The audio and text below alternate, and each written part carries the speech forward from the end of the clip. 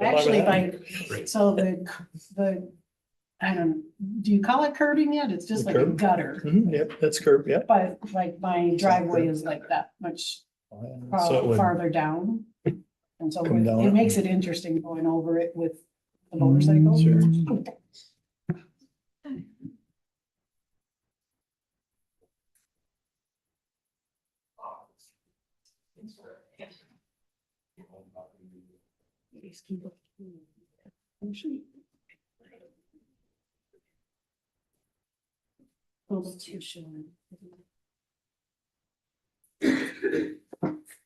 Call to order the regular city council meeting on Monday, April 21st, 2025. Please rise for the pledge. I pledge allegiance to the flag of the United States of America and to the republic for which it stands, one nation, under God, indivisible, with liberty and justice for all. Roll call, please, Jenny. Mayor Vogel, Here. Councilmembers Mulebauer, Here. Bonas. Here. Udvig. Here. Robinson. Here. On to approval of the agenda. Do I have approval for the agenda tonight? I'll make that motion, Mayor. By Councilman Robinson. Do I have a second? Is this where we would pull an item from the Nope, consent that's- agenda? that's Is next that one. next? Okay. I'll second. Second by Councilman Mulebauer. All those in favor signify by saying aye. Aye. Opposed, same sign. On to consent agenda. And I know we've got a request to pull item G and talk about that separately. Anybody, anything else that they want to talk about separately? So do I have a motion to approve A through F and H? I'll make that motion, Mayor. Motion by Councilman Udvig. Do I have a second? I'll second it. Second by Councilman Bonas. All those in favor signify by saying aye. Aye. All same sign. A through F and H passed. On to G. Who would like to go first on G? Anybody? I'll go. Amy? Well, this item with the Relief Association, I guess I'm kind of concerned because for a few things. The money for the Fire Relief Association was meant to go to the retirement account for the firefighters. And I don't think it's right that the city is going to accept $22,000 when it was meant to go to the firefighters' retirement account. It's really the only retirement money that the firefighters get. And I just don't understand why we would want it. I see that the request is for $10,000 for the city to use to offset the furniture for this building. I don't understand if we didn't have $10,000 to buy furniture for this building, we shouldn't have built the building. It says $10,000 for the city of St. Francis purchase turnout gear for firefighters and $2,100 to purchase equipment purchases. If we don't have money in our budget for those items for the firefighters, I guess I don't know where to go from there. Those items, equipment and turnout gear should be in our budget. We should plan for that for replacements as needed. I don't understand why we would be asking the firefighters to take money out of their retirement account to purchase city assets. That's kind of where I'm at. A few other notes here. It just, and a few other things too. I thought we talked last time when we talked about donations, that the city can only do fundraisers for certain things. And if the Fire Relief Association isn't there to do fundraisers, do we have a different nonprofit that we're able to do fundraisers for the city? Because there was only a few things the League of Minnesota Cities said that we could do fundraisers for. So I'm kind of concerned about that. You know, and what is Bethel doing with their Fire Relief Association money? That's a big unknown to me anyway. I don't know what they're doing with it. They probably had the same problem. I'm just wondering, Was the Fire Relief Association, the nonprofit, was it closed properly? Did we hire an attorney? Did we hire a CPA to make sure that we filed all the taxes and the appropriate? Is it a separate Paperwork. entity? It is a separate entity. So Yeah, we as a city wouldn't be doing any of that. no, we wouldn't, but it really does get intermingled. In ways that I probably don't have time to explain right now, but it's a very large deposit. It's a very large donation, I should say. And it just seems out of the norm. And the email that we have here from Dave is that we requested $10,000 from the Firefighters Relief Association. And when we built the Public Works building and the police station, did we ask the police and public works employees to take money out of their retirement account to buy furniture? I'm guessing we probably didn't. And I think that first and foremost, as a city, we should be providing all the equipment, all the safety equipment that is needed for the firefighters. And if we're not doing that, that's a pretty big concern to me. And I'm certain we didn't ask any other department to take money out of their relief association money. Their retirement money to buy city assets. I don't understand this at all.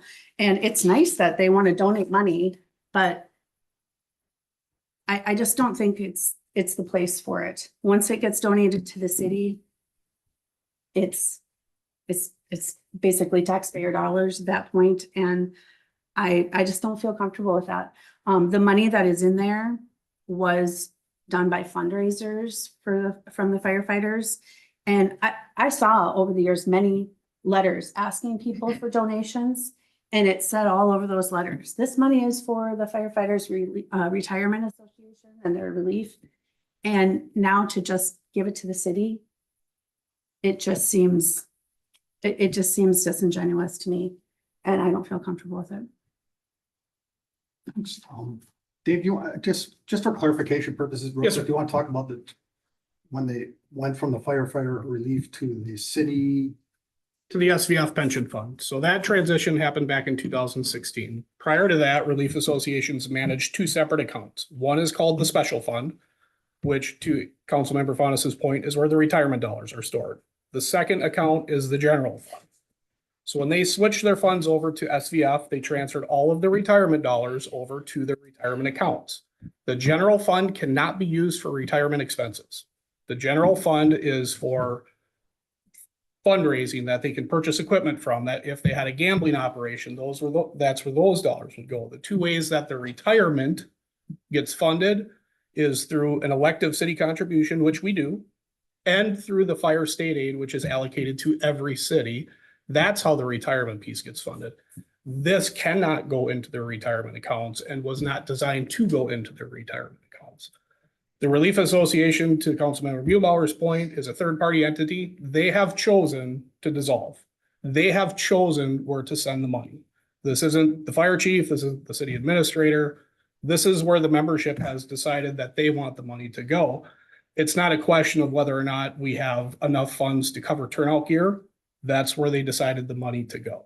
So that's kind of where it's at from my perspective, is they told us that they were done, that they wanted to donate the funds.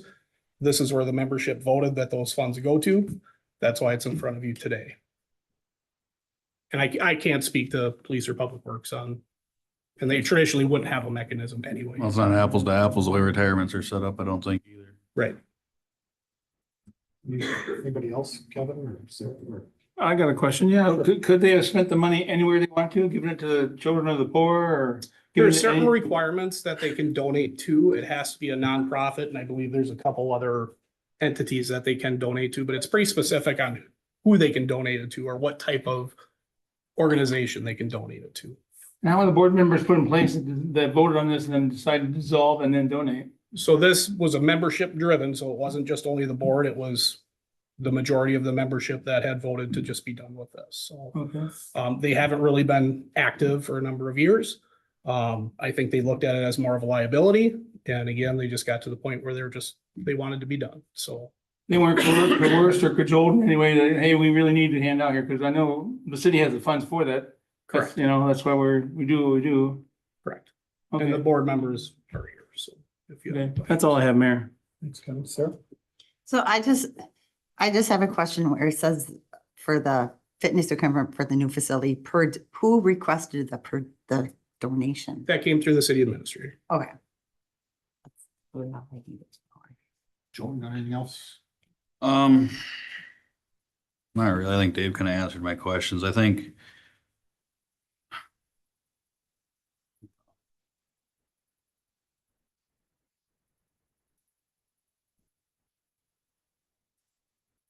I'm trying to put this the best way I can, I guess. I think the way that this was presented, by Councilmember Fanis, you put a lot of assumptions in there and a lot of it. The way I took it, the way you were saying it sounded like you were making a lot of claims that aren't good. Didn't look good for the city. It sounded like we don't have the fund, like we don't budget properly, we don't do this, we don't do that. We're trying to take from our retirement from our firefighters, and I don't believe that any member of staff would ever consider that. And that it bothers me. Okay. It bothers me too. So, but I don't, again, that's, you answered most of my questions, Dave. I don't think I have another question. I think to me, it was more of, did we solicit these? The retirement question, which you answered already. Obviously they're not apples to apples. So it's, when you're talking about other departments, it's the fire department is very unique in the way it's set up. We get to hear about that often when we talk about how many employees are there, things like that. So that's all I have. Well, to answer that, it bothers me too, that it was, the way I said it is the way I see it. And I probably know more than some of you about the history of the Fire Relief Association. In fact, my husband is here today and wanted to speak about it. The money in that account at Village Bank traditionally did go towards the investment prior to your arrival, Dave. They would do fundraising, it would be in there, and then whenever they got $10,000 or $12,000, they would send it to the investment. That is what happened with that money. And since they switched to para, none of the money ever got sent over after that point. And I feel that we need to look out for our people. And we do. We need to look We've out never for our let anybody people. down here. What was We've that? never let any of our employees down here. Well, I just feel like that money was intended for the retirement, and I understand that you don't agree with me on that aspect, but I believe that the firefighters don't really get retirement like other, full-time people get. And they don't get health insurance, and they don't get a lot of things that other employees get. What about the And- consensus of the board members who are voted on by the firefighters themselves, who agreed to do all this and put their trust in them? And so here we are. Well, and I understand that. And I understand that there's 3 board members here and they want to give the money, but I don't feel comfortable with it. And I wouldn't be doing my job if I didn't speak up when I see something that I don't feel is right. A lot of that money was donated, and no, people knew that it was going to go to the Firefighter Relief Association. And here we are doing other things. No, with it. it was the board members decided, they voted, they're doing the will of their people. That's the way I see it, or that's the way it was explained. And we didn't do anything wrong. I Well, wasn't invited to those meetings. Yeah. no, and I understand that they chose that. I Right. understand that. But It should be respected though, is what I'm saying, getting at. I understand that too. I'm just saying I don't feel comfortable with it. I believe that money should have gone to the retirement, and that's what was happening prior to your arrival, Dave. And it just sat there. And if the money goes to the retirement at para, doesn't that mean that you can raise their yearly amount? If you're over X percent funded. And that is for them. And so, you know, and maybe some of the members that would have voted on that, maybe they don't understand how that works. You know, they're, you know, maybe some of them are new firefighters and maybe some of them are old firefighters, but maybe they don't understand how that would benefit them. And I want the best for them. And I think that as a city and a department head, that's what we should be doing. And I feel like that money should go there. That's my opinion about it. And I think that's where the money was intended to go. And I don't feel comfortable taking $22,000 of money that I feel should go to the firefighters' retirement for you three and anybody else. When we don't need them. We don't need the money to buy furniture and gear. We have that money in our budget. We should. If we don't, we should. If in fact, and I don't know anything about the Relief Association, I'm not gonna pretend to. I'm taking people's information as I get it. If in fact what Dave is saying is true, is this cannot go to their retirement based on how those funds are set up. And if that's the case, then it can't go to the retirement regardless. So no matter how much we feel that it should, it can't, from what I understand. So, and just to clarify some things too, is it's not that things weren't budgeted for, or we don't have the money for it. When anybody makes a donation to the city, that helps to offset some of the costs to the taxpayers if we accept a donation from anybody for any reason.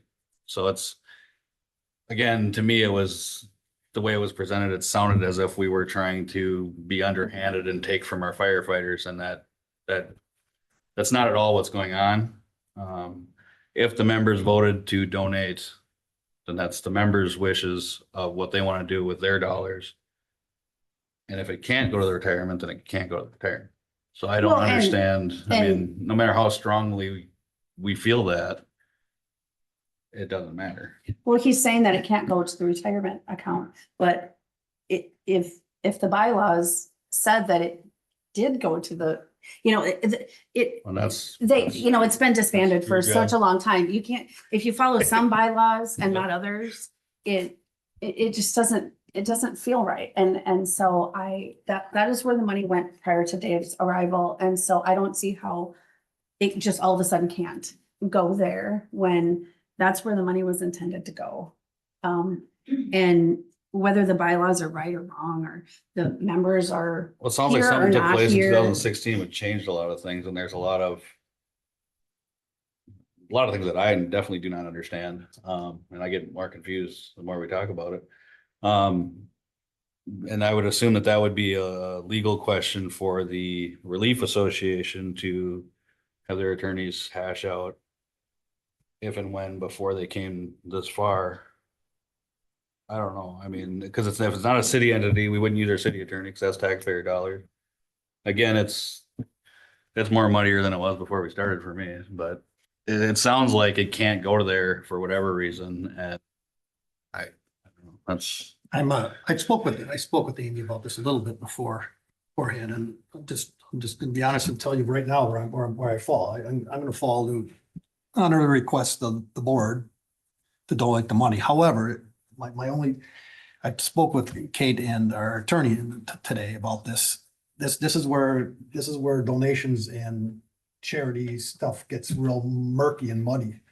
So like going forward, I'm looking more about going forward. You know, if the fire department has a fundraiser for pancake breakfast fundraiser, now we get real, it's not falling under the Relief Association anymore. So I don't know how it gets real murky. So I'm requesting that we have either a work session or at one of our regular meetings, another discussion more again about donations and requests for donations kind of thing, because it gets real gray and murky.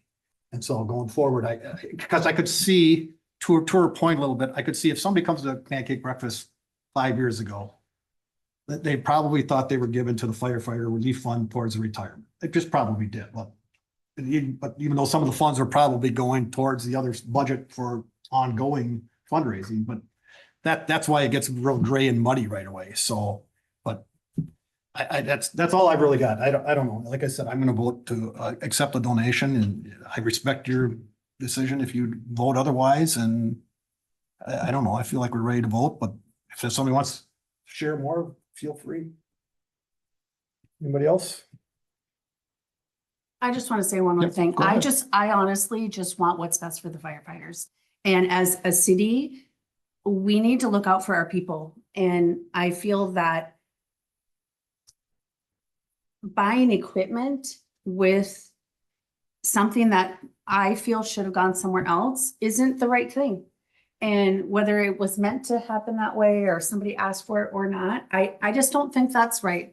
And it's a large donation. And of course, I appreciate that, but I just feel like it should stay with the Firefighter Relief Association and into the retirement account. That's where I feel, and I think that we should raise their yearly amount that they get after they retire. I feel like it should go to them.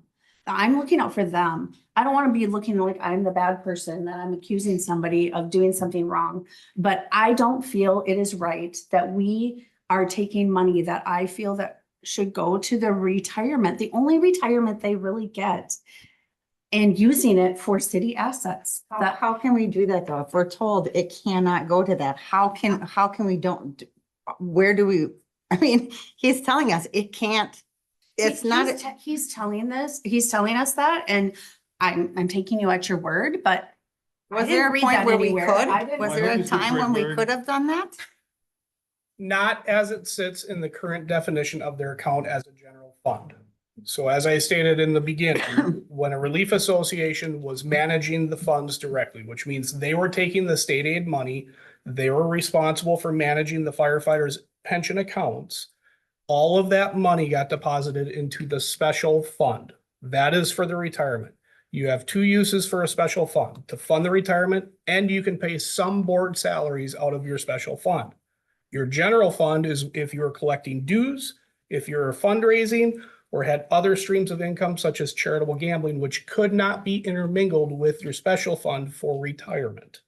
So yes, Councilmember Faunus, the special fund went to the retirement, continues to be funded by a city elective contribution and the fire state aid money.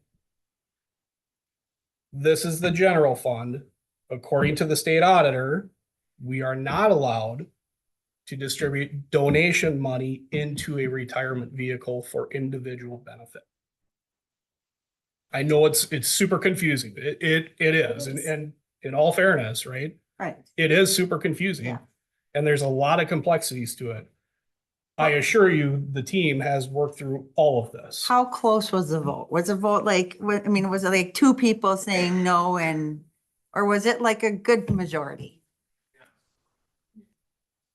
Okay, so, I mean, that's where I stand is they're asking us to approve what they decided. We didn't come up with this, they did. So I'm not sure why, I mean, if there was one member who didn't like it, and if they didn't understand, it's like if you're in a union and you don't understand the vote, it's on those members to figure it out. It's not on the board. I mean, if somebody came to them, they're going to educate them on what it means. They're going to educate them. But if you don't understand as a member and you vote anyway, that's kind of on you. And when I'm hearing that the majority of the vast majority said this is what they want to do, they told us this is what they want to do with the money. I don't think we're taking anything from anyone. Anybody else? Okay, do I have a motion to approve letter G under consent agenda? I'll make that motion, Mayor. So moved by Councilman Udvig. Do I have a second? I'll second, man. Second by Councilman Robinson. All those in favor signify by saying aye. Aye. Opposed, same sign. I, 4-1, it passes. On to meeting open to the public. Please come forward, state your name and address, and welcome. Hello, my name is Mike Fisher. I want to know if I should address ordinance 346 in the open forum now or wait until you get to it. You would have to do it now. Do it now? Yes. Okay. So again, my name is Mike Fisher. I'm the guy who emailed you guys over the weekend, along with you, Mayor, and I'm the broker working with Rum River Consultants on their journey to acquire their new facility for expansion purposes. The Rum River Consultants need to expand, and the sale of 23340 Cree Street works perfectly for them.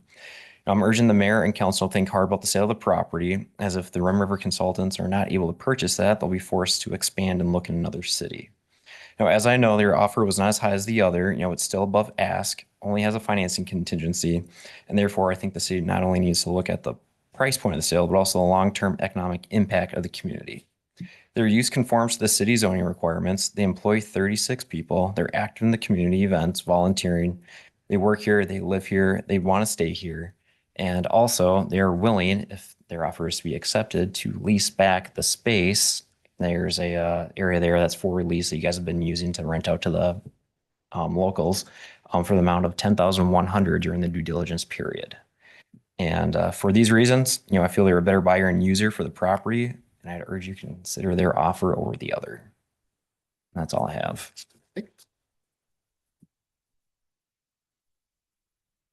Anybody else? John? Hello, my name is John Faunus. I live at 23318 Salis Street, Northwest. I'm here to actually address one of the topics that was on the agenda and all the misinformation that you guys are getting from the fire chief. I'm going to give you a little background of what happened, what was going on the Relief Association, since I was the president of the Relief Association for several years. Back in the 1970s, the Relief Association was founded. And at that time, the city did not contribute to any retirement funds. There's no retirement benefits for the firefighters. So they chose, we're going to start a relief association. They're going to start doing some fundraising. And of course, they opened up two accounts, a general fund and an investment fund, special account. The special account, that was where the 2% money from the insurance agents, the premiums of insurance, that's considered 2% money. That is donated for investments. So they ended up getting that. That money went directly to there. Then they had a general fund that's where they did their fundraising such to put the money into the investment. They hired an investment company. They started doing fundraising. And apparently they started out gambling and doing pull tabs and did very well. And in fact, shortly after that, the city came to them and said, hey, can you guys stop selling pull tabs?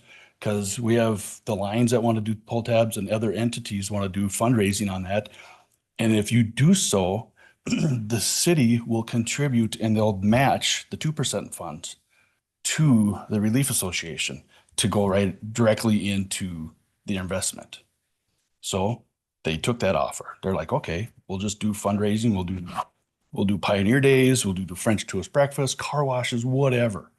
So, and at the time, whenever the general account got about $12,000 or more, that money, the extra money would get switched over to the investment money, and that would get deposited, and we couldn't touch it anymore.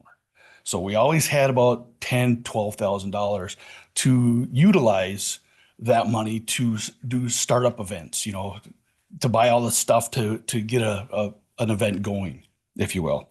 What happened was Matt Hyland became the city administrator, and he noticed that these monies were getting sent out, matching the 2% money.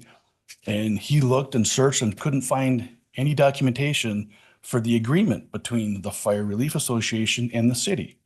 So the city stopped contributing to the fire department. So for 2 years, couple years, we sat there and renegotiated with the city, the Fire Relief Association, to the city. And we finally got it to where the city agreed that they would pay $500 per firefighter per year that was in good service. Then we had Joe Lawrence and Dave show up to our fire department, and they had a complete different idea on how this money should be spent. They came up with ideas. We should buy this, we should buy that. And I was like, no, that's not what this money is intended for. This money is intended to support our investment and get deposited at such. And as the president of the Relief Association at that time, I was like, that's not going to happen. We're not going to buy equipment or anything like that for the city. So then we went into para. Once we went into para, we didn't have to have an investment that we hired an investment company up in Cambridge that did all of our investments. Once we went to para, we didn't have to have that anymore. So then we had this huge board. We had a president, vice president, treasurer, secretary, and 3 trustees. That was considered the board. Well, once we transferred over to para, we only needed four board members. Unfortunately, at that time, I was voted out as a president and or a board member. I find it kind of interesting that that happened.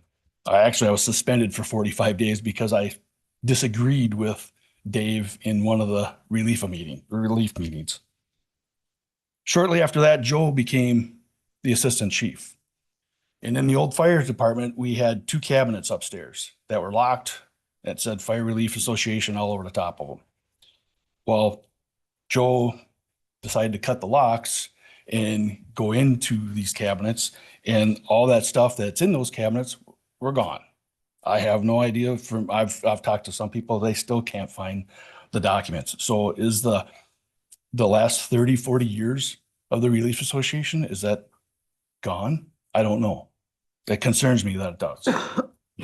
So then what happened is, sorry. Then at that time, the captain, the Relief Association would fund events like French toast breakfast. We would buy all the supplies up front. We'd put a booth out there and people would donate money. Well, one of the captains started requesting the money for these relief events. And instead of the profits coming back to the Relief Association, they were getting deposited straight into the general fund on the city. And I questioned it. I was like, why is the Relief Association funding an event and the money's getting deposited into the city? Again, they weren't really receptive to me questioning those. On May 8th, the Relief Association got a letter from Kate requesting money, $10,000 for donations for furniture and such for the building. At the same time, we had a captain that was emailing the board members and getting them all riled up, saying they were no longer recognized by the state because they didn't do their filings. They're not a nonprofit anymore, and got them all worked up. And in fact, apparently she found out that I was still registered through the IRS and the state as the president. So she created some financial and legal documents with my name on it. Instead of coming to me and saying, hey, can we get you to sign them? She told the board members that she's a notary and that she can have this signed and be done with it. I sent Kate an email saying, hey, this person is filing and making documents without my knowledge. What can we do about this? And what's the city going to do? And she stated that it's a third-party entity. She has nothing to do with it. However, she sent these documents through the city email address. She used a city email to send documents out. Let's see. Kate also told me at that time, since I was still listed as the president, that they weren't going to take any donations, accept any donations from the Relief Association until they get all their ducks in a row.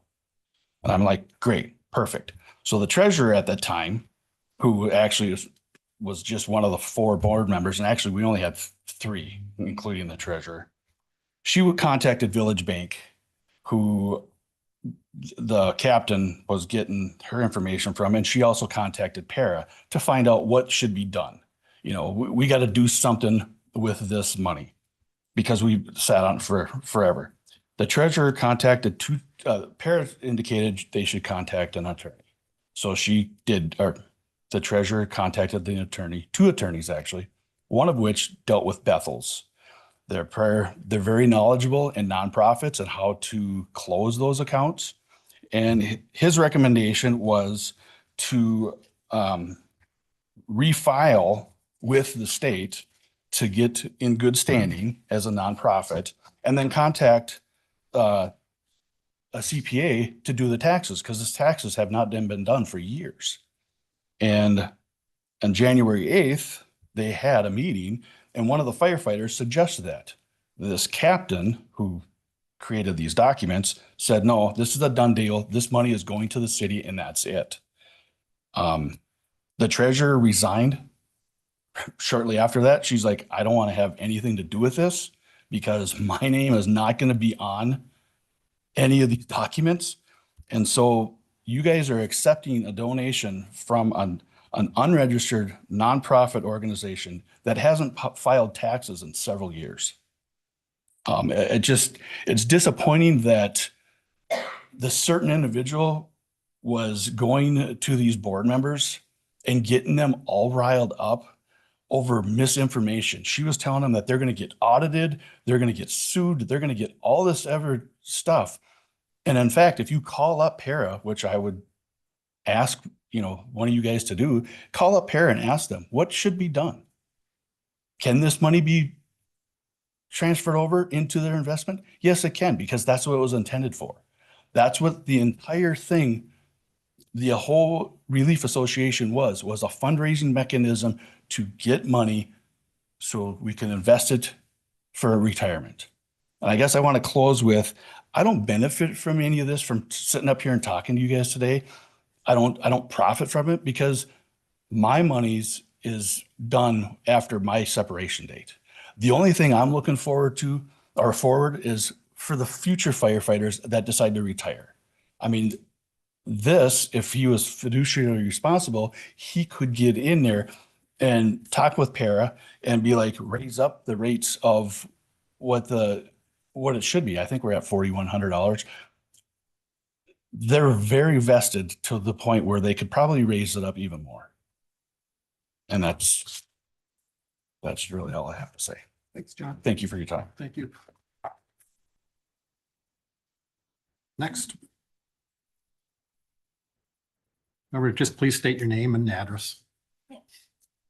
Good evening. My name's Amy Benning, 22983 Kiowa Street Northwest. I don't know if this is the appropriate time or place. I hope it is. I want to talk about my concerns with Bridge Street. I brought my son with me. He's 13, started on the St. Francis golf team, walks from the middle school to the ponds. I'm concerned about his safety. Bridge Street is going to continue to get more populated, especially with, potential plans of the city having apartment complexes come into play.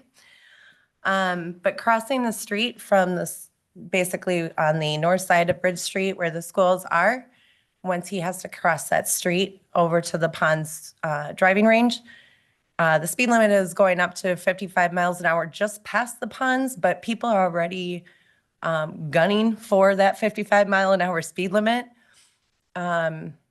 We've been just lucky thus far, and it's not just my son, obviously, that's impacted by this, but anybody who wants to walk around in our community. So I'm just wondering if I can bring that up as something that should be discussed, planned.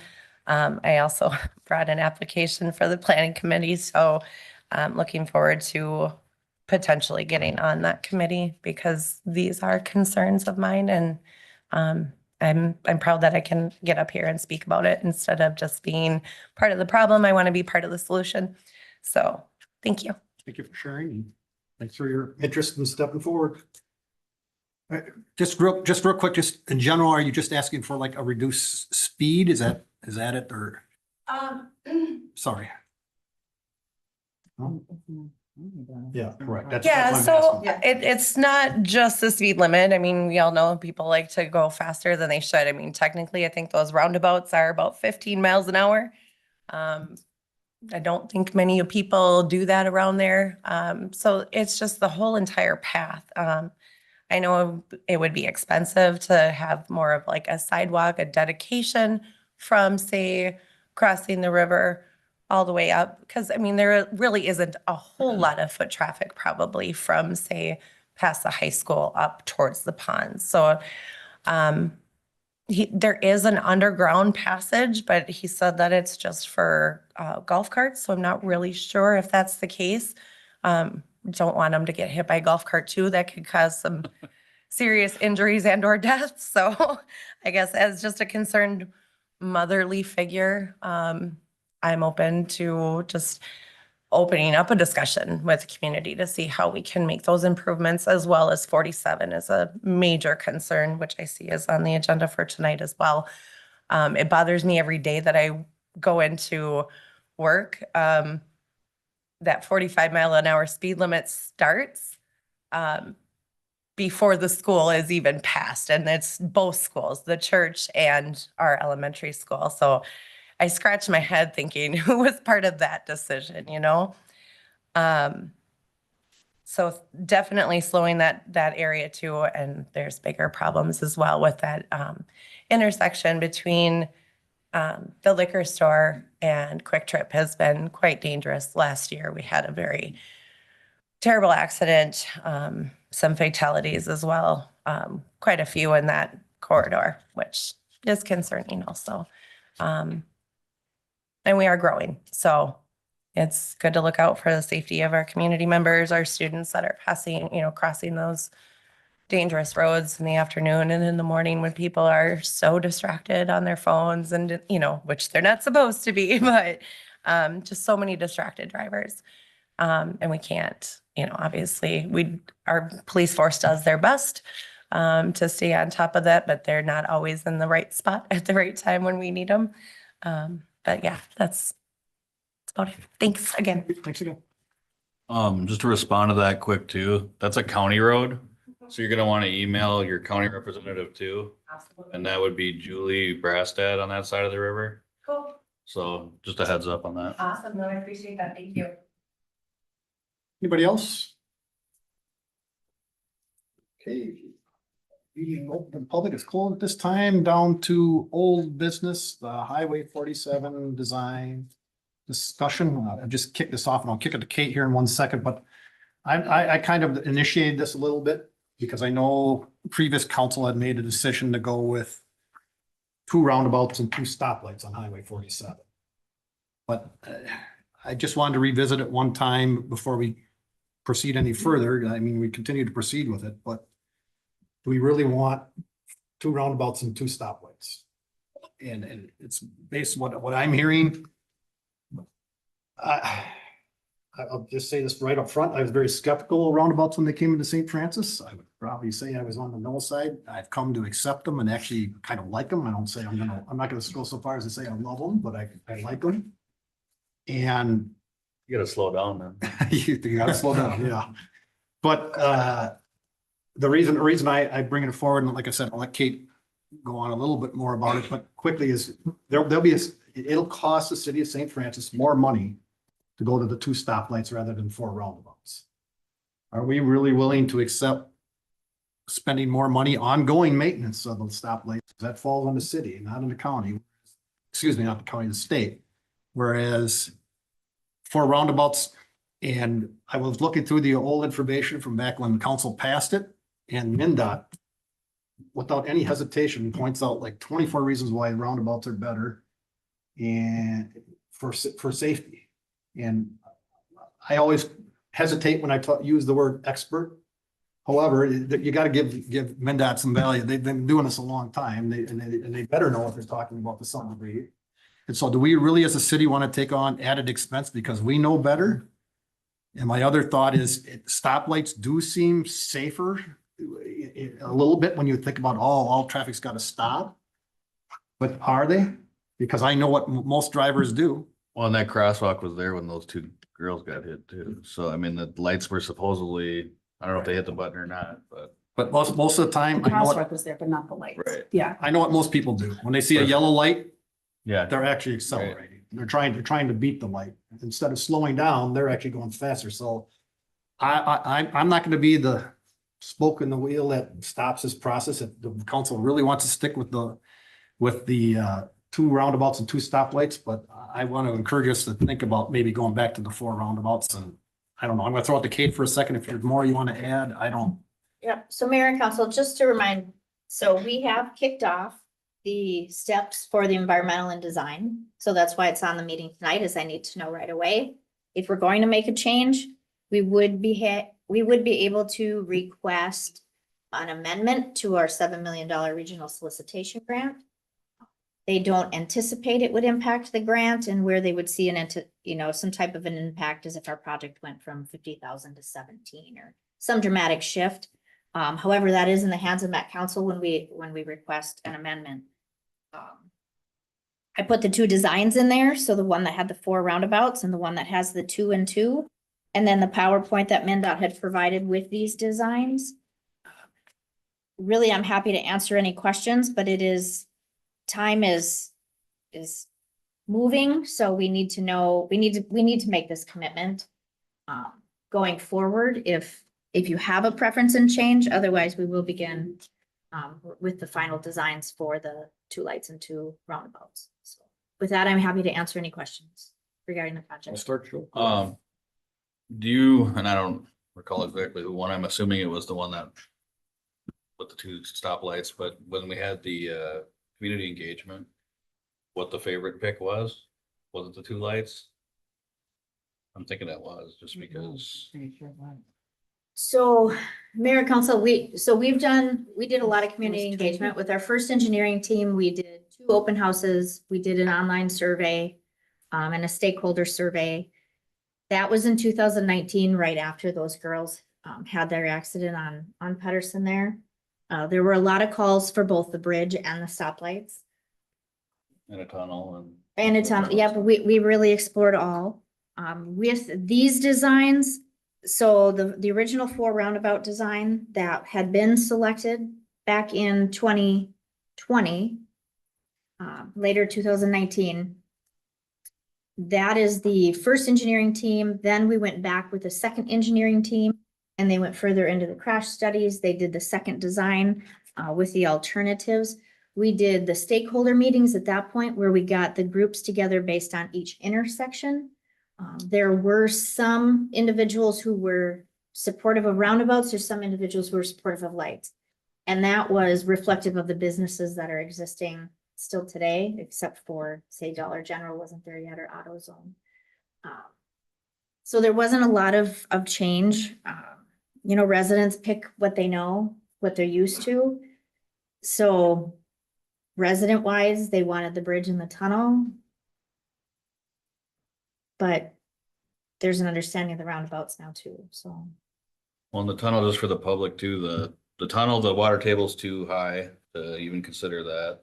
Obviously the cost and the amount of space you would need for a bridge to go over it is immense. And then whether or not people are gonna take the time to take that long walk up to the bridge, or are they gonna cut across? And my point at the time when we were originally talking about that was, as a kid, I wouldn't bother. I would run across the street. Not saying I was the brightest kid, but that's probably what I would do, right? Roundabouts are favored a lot by the state. They say that the collisions that do happen are less lethal, given that the angles and whatnot that you're coming, the speeds that are reduced. I was never really a fan of the lights, but I don't like the roundabouts either, and I don't like any design that I've seen, and I don't know what the answer is. But I think the maintenance, is a big deal, and I would assume, just like the county ones, that we would be asked to maintain the grass in the middle or whatever's there. So that's all I have. I just want to be clear, the 2 roundabouts would be at Ambassador and at 227th. And the lights would be in the middle. Correct. Yeah. Pedersen And just Quick Trip. the long and the short of it, you said there's a cost savings if you go with 4 roundabouts to us. How much is the savings? $1 million per light plus maintenance. I'd be up for the roundabouts. I've never been a fan of roundabouts, and I think, but we're all used to them now. And my only concern about roundabouts is pedestrians. They do make it a little bit more complicated, but There's 2 roundabouts in front of the high school and there's a lot of walkers that think they can just walk whenever. And I think we've been okay there so far. So I would lean towards the 4 roundabouts instead of the 2 and 2. Quick question on that too. Sorry, Mark. That's all right. Go ahead. Are we reducing the size of 47 as well during this? Correct, Mayor and Council, we would also be doing a road diet, so it would go from 4 lanes to 2. Oh, And that's with either option, Correct. Correct. just so people understand. Yep. okay. A road. Sarah? The people that I had heard from that, and I talked to quite a few people, they were the 2 stoplight, 2 roundabout crew. Funding is always an issue. Clearly, we're gonna have maintenance and it's a cost. But I don't know, we went through great lengths to come up with this, with this design that we finally agreed on, and throwing it to the side seems like it was a huge waste of time, a huge waste of money, a huge waste of staff, and all these outside sources that we brought in. We brought them in because MnDOT and the city could not come to agreement, and they came up with a plan we both agreed with. So that's where I'm at. Can I ask one more question? Sure. So how does the 4 roundabouts or 2 and 2 go along with the talks that we've started again with continuing Bridge Streets to 47? Does that have any bearing on this? No, so Mayor and Council, that is not considered in any of this.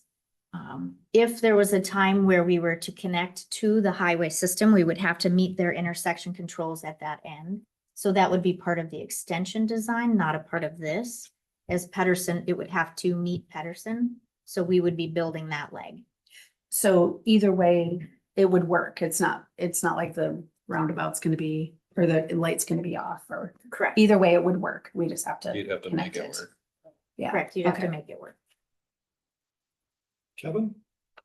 I too, like Sarah, I remember where it all started. We had the aerial maps and whatnot in the public. And it was a public sentiment, and we were in it many times that it was gonna cost more, $1 million a light. I know that somebody in there, people in the past administration as well, was concerned and brought up the fact that commerce would change. People would go another route. They would avoid 47 in its entirety. So long story short, I would vote for the 2 lights because the people want it. And then with the narrowing of the highway and whatnot, that's supposed to also enhance the slow down portion for the drivers as well. So I'm still with 2 lights and 2 roundies. If we put 4 roundies in there, I think it'll be like a go-kart track. You still have kids trying to cross on a roundabout, which is a treacherous situation, as you can still attest to down by Super America or Speedway and whatnot. So I know it's more money, but I think the people put us here to answer their call, and the call that they asked for, that I remember, was 2 and 2. Can I ask you a quick question, Kevin? Mhm. So the reason I think, and I don't disagree with anything you said, other than the fact that I think my main concern is kind of what happened to the girls in the first place is if somebody's driving down 47 in theory, again, this is theory because they go right over the middle of the roundabout if they aren't paying attention. But seeing that and knowing that it's coming, I would think they'd be more likely to pay more attention to the road.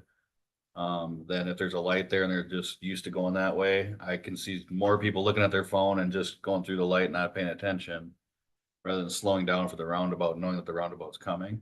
And that's kind of where I lean towards the safety with the roundabouts. And I agree with you as far as the people decided on the 2 stoplights. Again, I don't like any of the designs. I don't, for the same reason with pedestrians on the roundabouts, that worries me too. But I just kind of wanted to throw that out there too, as far as if the drivers might pay more attention. If they see that the roundabouts are coming, there's signs, I'm assuming, that are gonna say, type of thing.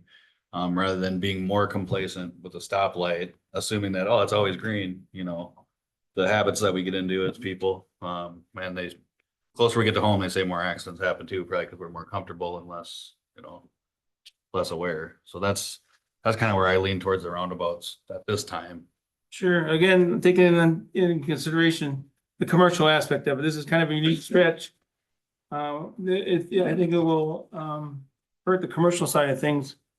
People are gonna pick a different route entirely and go home. They'll buy their, groceries and their other sundries and whatnot elsewhere when they take a different route to go home, so. I agree to disagree with you. Okay. But I understand. I don't want to spend the extra money either. It's 2 million plus the maintenance on top of it, but. Well, the especially grant with the helps quick too, trip, and then we- not, we don't have to worry about affecting the grant at all if you stick with it either, which is. No, positive I there, know, too. I know it's savings and, you know, the pocketbook stays safe. But even at the pedestrian portion at Pedersen has not been a problem, thank God. But again, the quick trip thing is a big problem. The statistics on that are through the roof, as the chief can tell you, and we see the Nexels go out all the time, accident, reenactment, blah, blah, blah. It's, but that's my thought anyway, not my thought, that's what I think the people wanted originally. And again, this has Yep. drug on, and we really do ask the public's forgiveness. We do bring this up about every third meeting, I think, that we have in some form or another. We haven't forgot about it, and like Kate said, it's been, pushing 8 years since this happened originally and brought this to the forefront, so it's not like we laid down. We had COVID, we had, legislation changes, we had money issues, from the state, helping us out, but again, You had reps with the quit on diligence ya? of. Don't Reps step quit on down. us. Yeah, Commissioners So- quit on us. Anything that could delay it. that's all I have. Thanks. Paul, I just got one real quick question for you. Maybe Kate would know this too. I'm not sure who would know it. When did the roundabouts go in on Bridge Street here? Roughly what year was that? Anybody? Mayor and Council, I believe it was, 14. yeah, 14. 2014. Okay, thank you. Yeah, so I mean, like I said, it's not like I'm not gonna be upset no matter which way this one goes. I just see the cost savings and I know how I changed. I can name a couple other people by name. I won't name them by name who have changed their mind about roundabouts as they've gotten to experience them. And so I just kind of feel that when previous council made it, I'd probably want to be one of the people who would say lights at that time. But now that I've gotten to know the roundabouts better, and I know at least 2 people I can name by name who said, you know what, they're okay.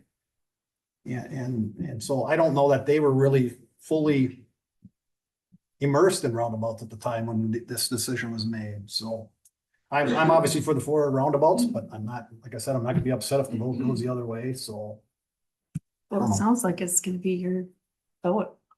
So what do we need to do today? Do we You give her Do we- consensus. we have to have a consensus today? Mayor and Council, correct. I need an understanding of what to go back and tell the state, start the amendment process, and our engineers are already starting to plan the drawings. So Is this just a consensus vote then here, or what? To just Is that what stay it the is? same or? Dave? Correct. Staff direction. Yeah, it'd be motion and second, direct Okay. staff, one way or the other. Okay. Anybody else in the discussion? Okay, do I have a motion To do something. to, how do I want to phrase this motion to Highway 47 design discussion? To change the design that we're going to present to 4 roundabouts. Do I have a motion on that? I'll make that motion. Motion by Councilman Faunus. Do I have a second? I'll second. Second by Councilman Muehlbauer. All those in favor signify by saying aye. Opposed, same sign. No, 3-2, motion passes. On to, I don't want to hear anything about budget for a while. No. on to accepting bids and awarding contract, or excuse me, I'm jumping ahead. On to new business, the sale of the city-owned property. Kate? Yeah, Mayor and Council, before you tonight is the process for the city to sell real property. There is the requirements to declare it surplus in your resolution. This process is done by ordinance. We received 2 purchase agreements. It was selected the highest offer. With that, I'm happy to answer any questions. Start, Joe. You know, if I want to ask any questions, to be honest with you, this whole ending process frustrated me. So I spoke with the lower bidder. He called me, I don't know, 2 hours before the meeting or less than 2 hours before the meeting, and mentioned some things about they were willing to rent out the community space and said it was part of the original bid. All that stuff. Do we know if that's, cause I asked him, I said, so did this come in after you got outbid or like what's going on there? Part of the original bid, which doesn't really make sense why you would bid an extra. I don't know, none of it, all this stuff is like, it doesn't make sense to me, a lot of it, it's frustrating. So do we know if that was the case? Was that part of the original bid that we're gonna offer 600,000 and then throw in an extra $10,100 for whatever reason? I mean, I didn't see anything like that. So Mayor and Council, for the city to lease space is a very complicated legal issue. Okay. That would be something we could consider, but it is not a guarantee as we would want. I mean, With insurance and everything else too, I yes, suppose. the purchaser could use that space as rental space. But to lease it to the city to be rental space would be extremely complicated. Okay, and I don't even know if that's was the intent, but do we know if that was part of the original bid or not? Mayor and Council, we did not review that second purchase agreement in full. One, it needs to go to a commercial purchase agreement, but we had selected at our meeting the Monday prior to go with the highest bid. Okay. And then I guess this is more of a Dave question. In this situation, you kind of have a blind bid, so to speak. To be put in their bids, you get their biggest and best bid. And then one of those entities decides to change their bid at any given point. How does that typically work as far as this process? It follows the process that the city lays out. And these are purchase agreements. It's the sale of property. So council's got discretion on who you want to go with. Okay. I'm just confused on, cause I think of like, we have to go with the lowest responsible bidder when it comes to services. This is not a bid situation. This is the city is deciding to potentially sell property, and the council is the policy-making body that decides who to sell that property to. Okay. That's all I have. I'm just gonna jump in real quick, just for 1 second, just so everybody knows. So I was one of the four when we reviewed the bids, but this is my own fault. I freely admit this. You know, it was presented as what's the word, best and Highest and best. highest and best. So I made certain assumptions at that time that, well, it wasn't said that we have to take the highest, but that's how I took it, even though that's wrong. And I now understand the highest and best means from the purchasers, not what we have to accept. So I spoke with Dave about that today. So I just wanted, I'll continue on. I just want to make that clear. So Amy? I don't have any questions. Sarah? I don't have any questions. Kevin? I don't have any questions. I'm just gonna let you know kind of where I am on this, and then we'll vote unless somebody has more questions. Initially, I was for the highest, and the only, and I gotta make two clarifications, because I did receive a phone call on this too, just so everybody knows, because I know it's been kicked around in different emails today or whatever else. Both buyers are somewhat local, so I guess is what I want to say. The one happens to be in St. Francis, one happens to be in Bethel, so it's not like we're talking about some completely outside entity. The only reason I'm gonna lean towards the lower one is simply because it's more of a known entity to me than the unknown. So that's the only reason I'm going that way. One I know, one there's a lot of questions that I don't know. So got to use our discretion and vote however we feel on it. So any other discussion? Hearing none, well, do I have a motion, or is this, correct me again on this one, we got to. I got a question, sorry. Yep, go ahead, Joe. Sorry. I was trying to process it. So the bids, again, the bids have changed, so to speak. So if you're going with the lower bid, are you going with the lower bid The original lower Like bid. he wanted an option to match it, is what he told me. Oh, on the phone. I'm So, unaware like, of that, so. There's like, I don't understand, like, it's all muddy at this point. Mayor and council, so just to put this in perspective, if you are not going with what staff has recommended in these documents, we need to step completely out because legal needs to review the purchase agreement. Okay. It has not been reviewed by legal. We are already aware of concerns that need to be like processed through that process. So this either needs to move forward as is, or it needs to be pulled off and we start completely over with the legal aspects, updating documents, and then would come back with the resolution and ordinance for that other offer. So should we have a discussion about consensus before we move forward then? Or do we just make a motion, see if it fails? Or what? Well, may I What do you say think? something? I don't Yeah. think the bid should be changed at all. What they bid is what they bid. The Okay. decision should be made is, do we sell it to which Okay. entity? I think it's disrespectful to, somebody wants to up the ante, we're not playing poker here, you're selling a building. I That's what I'm agree. saying. It was highest and best, so I agree with what Kevin just said. I agree. But I think we just vote on it. I mean, it doesn't change anything. We just vote on it, and if it fails, then we go to David, Well, just whatever the motion's made, it's Yeah. fine. I'm just curious. I was You trying to. make the motions, Yep. see if they pass or fail. Yep. Depending upon that, direct staff accordingly. So do I have a motion to approve? Is this a motion roll call vote here? So there's gonna be two votes. Yep. First one is the resolution, that is voice vote. Okay. Second one is ordinance, that is roll call. Gotcha. Do I have a motion to approve resolution 2025-19? I'll make that motion. Mr. So Mayor. moved by Councilman Mueller. Do I have a second? I'll second that one. Mayor Vogel, all those in favor signify by saying aye. Aye. Opposed, same sign, aye.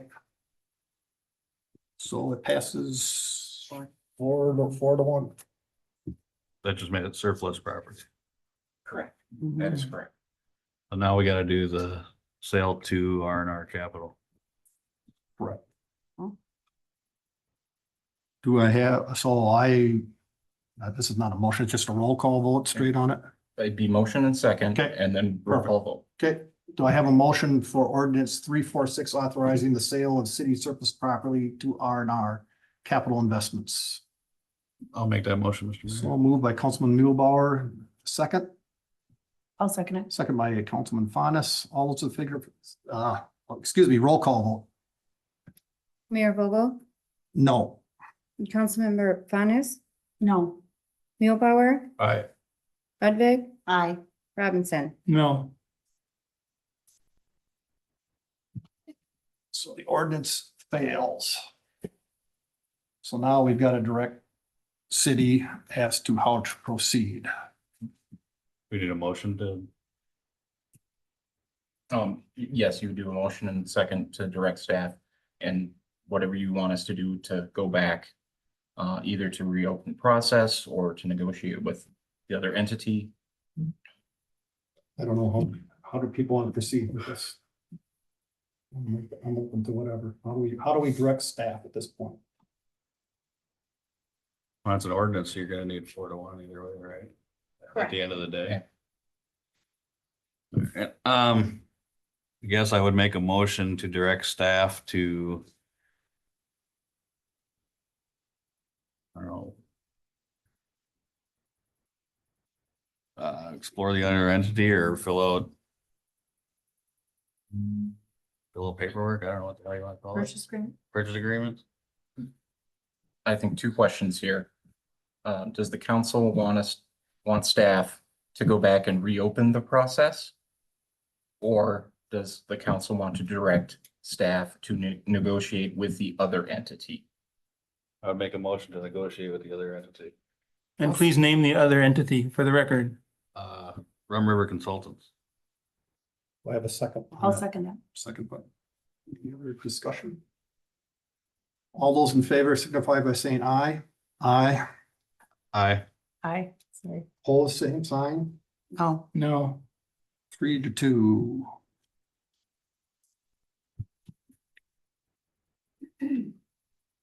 So now we're on to accepting bids and awarding contract for 2025 street reconstruction project. Resolution 2025-20. This is Craig. Thank you, Mr. Mayor, members of the council. Bids were opened on April 8th for this project. A total of 8 bids were received. The low bidder was North Valley Incorporated at $1,203,538.52. The engineer's estimate for this project was $1,343,034. This project includes the reconstruction of Woodbine Street and 229th Lane, including the street and the water main. The construction of a new city-owned parking lot off of Woodbine, and the street surface improvements and some water main improvements on 237th Avenue and 229th Avenue. As part of our project addendum, staff received pricing for improvements needed in the liquor store parking lot. The improvements include replacing 37 feet of broken concrete curb and gutter and constructing a new concrete curb and gutter and storm sewer system along the north parking boundary of the parking lot, now that the parcel north of there is completed. This project will be financed with municipal state aid funds and local funds. These funds are available and appropriate for this project. With that, I would be glad to answer any questions you might have. The other end here, Kevin. I have no questions, Your Mayor. Sarah, I don't have any questions either. Amy, Me neither. I have Joe. nothing. I have no questions either. So do I have a motion to approve resolution 2025-20? I'll make the motion. So moved by Councilman Ludwig. Do I have a second? I'll second it. Second by Councilman Fondis. All those in favor signify by saying aye. Aye. Pull the same sign. Resolution passes. On to Patriot Parkway Final Plat Submittal Extension, Resolution 2025-21. Mayor and Council, tonight we have a final plat extension request for Patriot Parkway. The city, in conjunction with First Baptist Church, platted the site so that it was shovel ready for development. The site has not been sold yet, therefore an extension is needed. Staff recommends approval of the extension. The action to be considered is to approve the one-year extension of the Patriot Parkway final plat submittal. Jessica. Let's start with Sarah. I don't have any questions on that. Amy, I don't have any questions. Joe, Kevin? No questions, Mayor. I have no questions either. So do I have a motion to approve resolution 2025-21, extending the final plat submittal deadline for the Patriot Parkway development? I'll make that motion, Mr. Mayor. Motion by Councilman Mulebauer. Do I have a second? I'll second. Second by Councilman Ludwig. All those in favor signify by saying aye. Aye. Pull the same sign. Resolution passes. Meeting open to the public. Anybody wish to speak at this time? Seeing none, on to the reports. Police Department report. Mayor, Council, before you is the first quarter report from the police department. And after navigating through an interesting year last year with a bunch of personnel changes, including hiring an officer, a records clerk, promoting an investigator and an administrative assistant, it was kind of nice to get back to a little bit of normal this year, and at full staff and be ready to go. The first few months, we're always busy in planning community engagement events. Department staff and community members began the year planning for all of our community engagement events the department will host or participate in throughout the year. The events have become so important and vital to us maintaining our positive working relationship with the public. And we look forward to a full schedule of events coming throughout the year.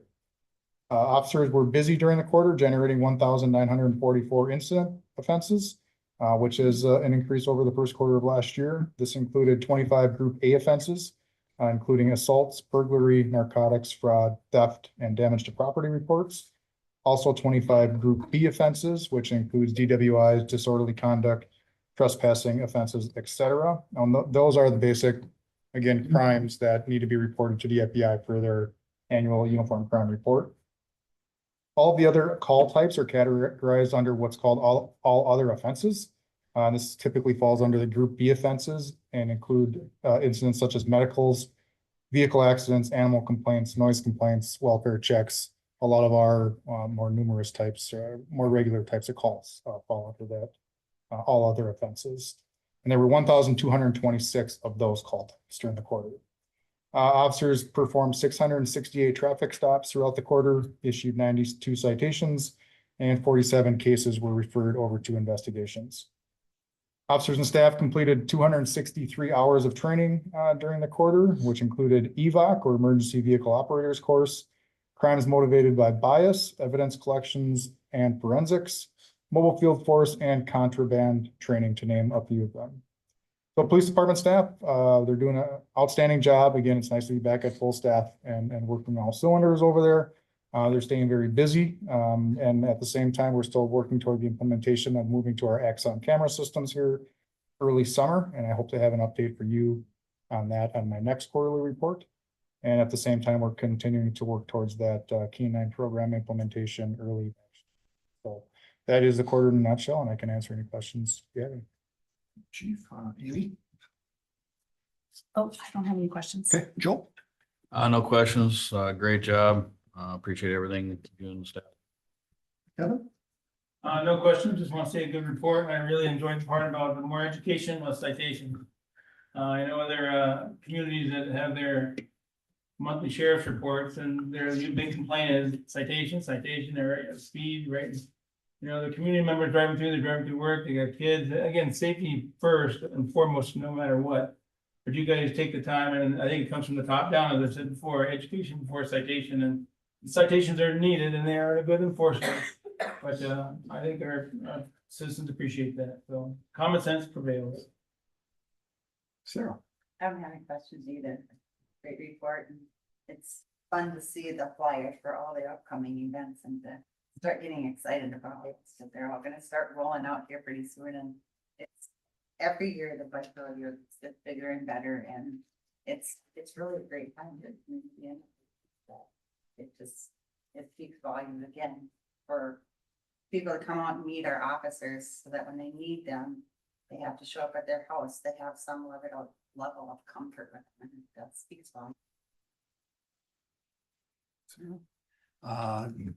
Good report. Just one quick question and then one follow-up or whatever. Just real quick, does the police respond to every medical call?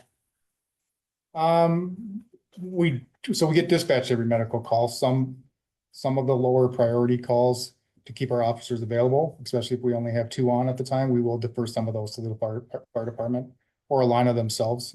But based on some of the delays with Alina, we rely more on the fire department to relieve us of some of those types of calls, so we can stay available. Good. Because once we're committed to those types of calls, we need to stay there until we're either relieved by Alina or fire. So, thank you. And then just lastly, I'm just gonna make the unabashed plug for your Citizens Academy. So I can't encourage people enough. It's not that much time. So to the public, it's a great program. Get to know your police department and get to know how they function. So for sure. And the applications are accepted no later than May 1st. May 1st, okay. Do you have a lot signed up? I checked with Investigator sorry. Hearn about a week ago, and he had, I believe, 1. So, but that was about a week ago. So, I haven't checked with him since. But. Okay. Thank you. Thank you, Chief. On to the, I believe, back up again. Fire report, Chief Schmidt. Mayor and Council, for your review is the monthly report for the month of March for the fire department.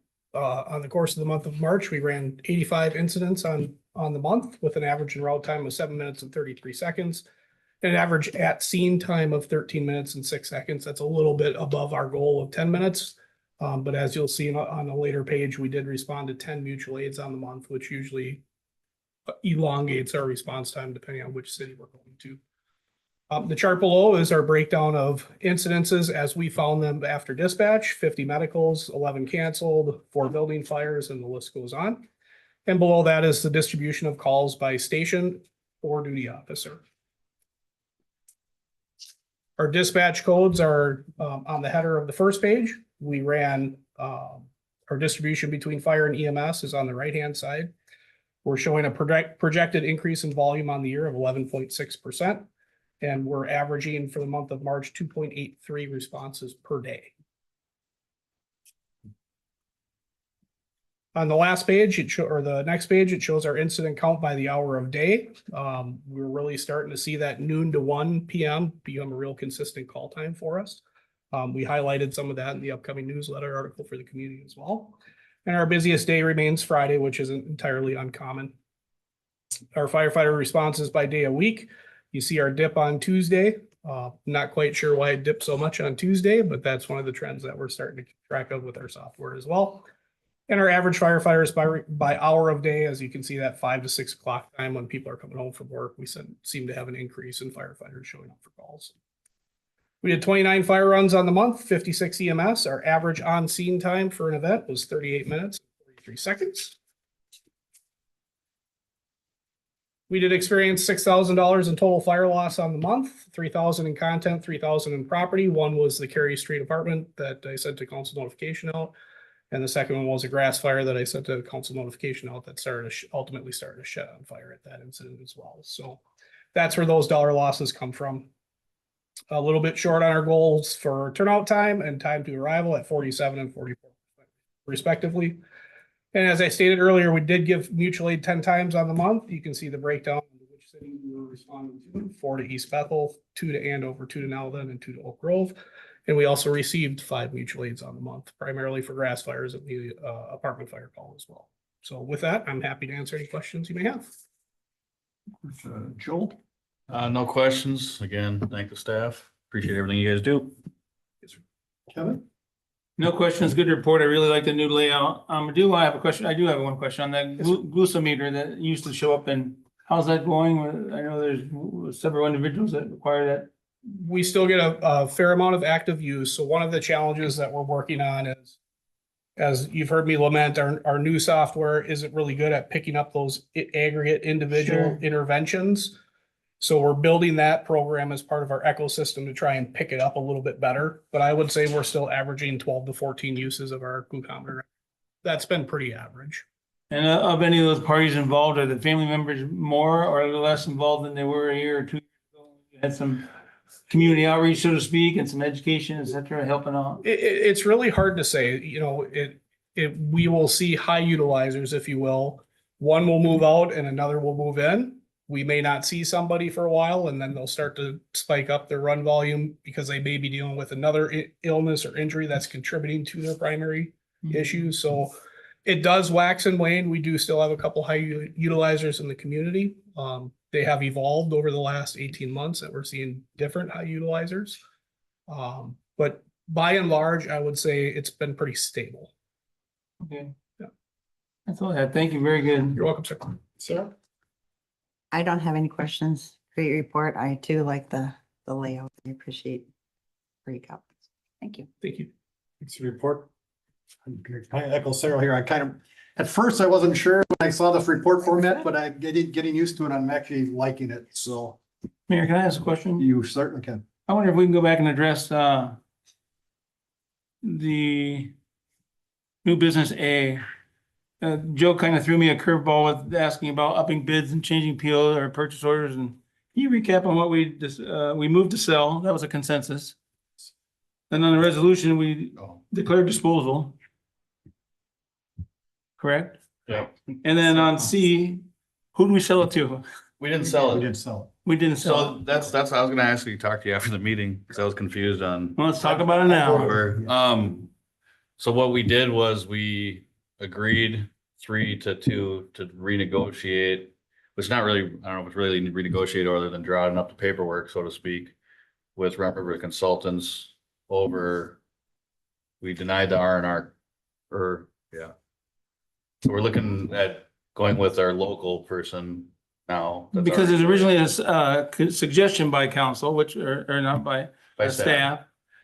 Okay, I don't know why we had to go back and renegotiate. I think. Because the papers are drawn up and ready to go to accept the bid, I think as staff. So if we were gonna either approve it or not, if we deny it, then there's nothing to go forward with because we didn't have it on the agenda with a purchase agreement and all the paperwork and legal stuff filled up. I didn't know the blanks were filled in accordingly, so. Yeah. I'm sorry, I was a little confused there as fast as we went and between resolution and ordinance, I wanted to make sure our vote counted for something, so. Yeah. All right, thank you. I got squirreled up in there as well, Kevin, so that's good to ask the questions. On to council member reports. I think we're up to Kevin. You want to start? I'll be attending the JLIC meeting this Wednesday with the chief. It's always informative. It's a large group of the EMT, the emergency responders, as well as police and fire. It's very educational for an outsider like me. I enjoy going to it. I also attended the planning and zoning meeting last week. We had a full house. It was neat to see citizens come up and rise up and talk about what was on their minds. I wish we saw more of that instead of the last minute, but again, people are busy, life gets busy, sports and kids, etc. So I understand it.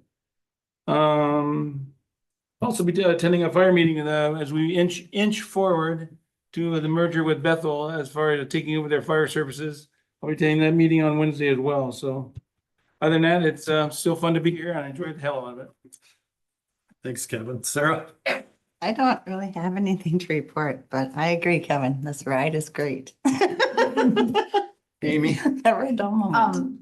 I attended the planning and zoning meeting as well, and I wrote down a lot of notes as to what people said. I really liked that the whole place was full. It was, every chair was taken and a handful of people were in the back. And I got it jotted down, 15 people spoke. Like I said, I took notes. And whenever this comes back up on the agenda, I'll read all my notes of what was said, but I love that people actually spoke. And the general consensus was that they didn't want the apartment building here. That was the general consensus of it. So I don't know if y'all can go back and read the minutes. On YouTube? It's on YouTube, yep. And so that's good. So I was happy that people come out because everybody says, oh, I don't know what's going on. And then they don't come and they don't know what's going on. So I was happy about that. That was it's the only thing I had to report. Thanks, Amy. Joe? I watched the P and Z meeting on YouTube. I was gonna try to make it and then I didn't. And I was like, oh crap, but then I watched it on YouTube. The only thing I ask for people, I guess, when it comes to some of this stuff is, I'm gonna say something pretty unpopular, but it is what it is, I guess, for me, is Shocking. we have to, when we're bringing up points as to why you don't want something, for me, and this is speaking just for me, not for anybody else here, but come with facts and real concerns. There was definitely some said at the P and Z meeting. Some of them were fear things of what if this happens? What if that happens? What's going to happen here? And the only problem with a lot of that stuff is I equate it to like the media stuff, right? Where the media is saying, you know, if this person gets elected president, the world's going to end type of thing. And it's like, that's not going to happen. Right. So definitely there's obviously legit concerns and I do appreciate everybody that did participate. I don't mean to diminish anybody that said anything. I think it's awesome that everybody that did step up spoke. Kind of like what Kevin said, I wish we had more involvement with more issues. The more information we have leading up to any of these things, the more time you can put in to view the meetings or check in from time to time. I mean, it helps us represent you better. Amen. With having information, so. But yeah, that's all I have for now. Thanks, Joe. Could be a busy week for me as well. Anybody who's available tomorrow, I think it's 4 to 6 p.m. is Winning with Cops over at Tasty tomorrow? Pizza. That's tomorrow. You're posting that. Wednesday with Kevin and the Chief, I'll be attending the St. Francis Bethel ongoing discussion. And then on Thursday, we have the Anoka County Fire Protection Council that Chief and I are attending. I might be. I also attended the planning and zoning meeting and I'm just, I echo everything you guys said. I'm just glad people showed up. It tells me, I so much prefer that over social media. It's not even close. So I appreciate that. And lastly, had a meeting on Saturday here at the City Hall with Kate and our lobbyist and Senator Andrews. And I think it went extremely well. It was just getting to go Senator Andrews and sharing our concerns with the Highway 47 project. I think he's very much on board and in our corner on this. The kind of sad news, it's not necessarily sad news, is most cities, when they attempt for this extra funding to get this project going, they fail. And it's, you get kind of put on a waiting list, but it's not like the first one goes off and you move up a notch. It doesn't work that way, but they're estimating, they're guessing they're gonna have roughly $1 billion in bonding. It's just a wild guess. There's 30 more days to go in the session, but there's 3 billion in requests out there. So where we're gonna end up on this, I have no idea, but the positive takeaway for me was, number one, is it was a very good meeting with Senator Andrews. I appreciate him so much taking a couple hours of his time. And number two is, I'm very encouraged. I got to meet one of our lobbyists, Alex, and I'm telling you, I don't think we could have hired a better lobbying firm, because I know we all swallowed hard when we had to hire the lobbying firm to try and get us the funds for Highway 47. But I definitely think we hired the right team, and they really know what they're talking about. So that's all I've got. Anybody, anything else? Hearing none, do I have a motion to adjourn? I'll make a motion, Mayor. So moved by Councilman Robinson. Do I have a second? I'll second it. Second by Councilman Faunus. All those in favor signify by saying aye. Aye. Pull the same sign. Fees adjourned at 7:00.